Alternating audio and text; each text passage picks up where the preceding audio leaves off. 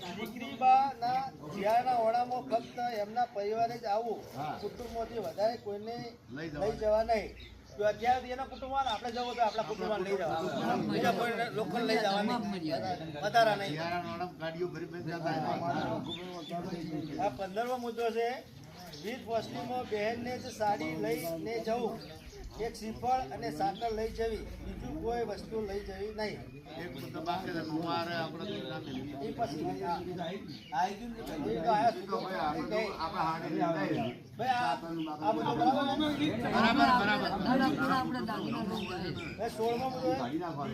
દીકરીબાને ફરજિયાત ભણાવવા સિવાય કોઈ ઉદ્ધાર નથી.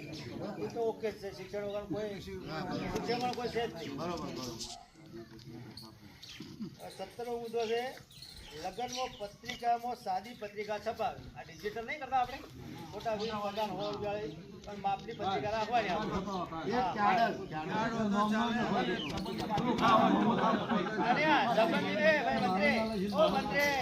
સંબંધી હોય તો ખાલી કાર્ડ આપવાનું હોય.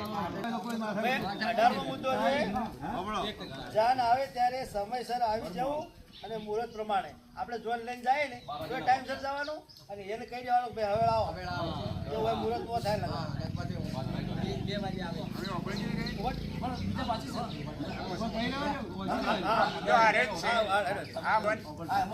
આવે એટલે આપણો સમય કેટલો બગડે છે.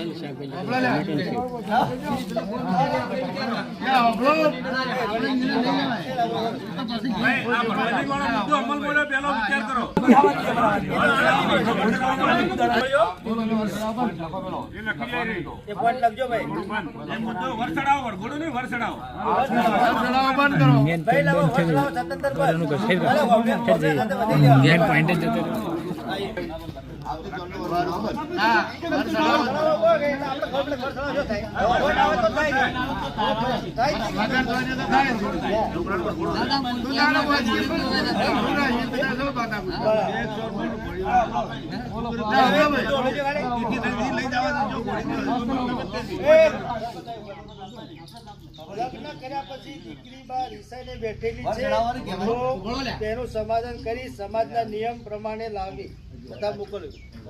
આ મુદ્દો છે તે વિચારજો. એ હારો છે, ભાઈ મુદ્દો ખોટો નથી. હારો રિયન બે આવી રીતે તાર નાચ ચાલે આમ જેમ મેલવી પડે.